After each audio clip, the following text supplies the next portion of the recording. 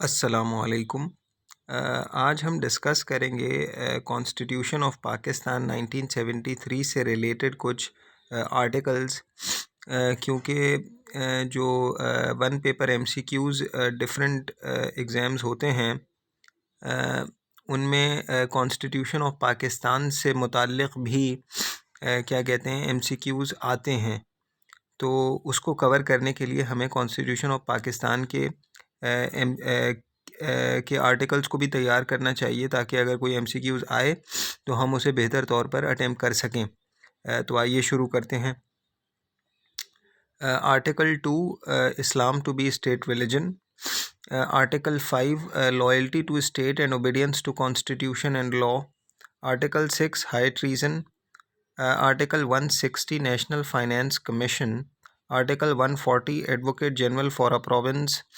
Article 100, Attorney General for Pakistan. Article 168, Auditor General of Pakistan.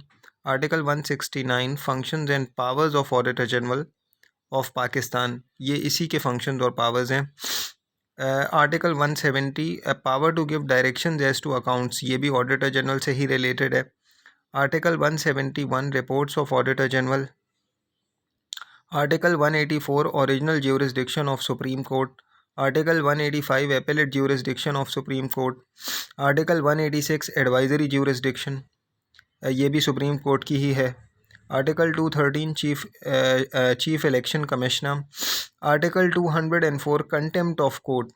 Article 232, Proclamation of Emergency on account of war, internal disturbance, etc. Article 233, Power to suspend fundamental rights, etc. during emergency period. Article 205, Remuneration, etc. of judges. Article 234, Power to issue proclamation in case of failure of constitutional machinery in a province. Article 235, Proclamation in case of financial emergency. तो ये थे कुछ articles constitution of Pakistan 1973 के। आने वाली videos में और articles जो है उसको हम डिस्कस करेंगे। और क्या कहते हैं, कॉन्स्टिट्यूशन ऑफ पाकिस्तान से रिलेटेड भी एमसीक्यूज़ जो है क्या कहते हैं वन पेपर टेस्ट में पूछे जाते हैं, जो डिफरेंट जॉब्स के लिए कंडक्ट किए जाते हैं।